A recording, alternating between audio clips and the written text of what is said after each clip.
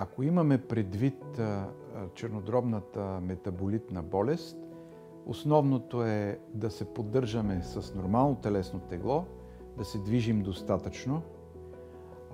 оттам нататък да коригираме факторите, които бихме могли да установим с напредване на възрастта, като промяна в липидите, в мазнините в кръвта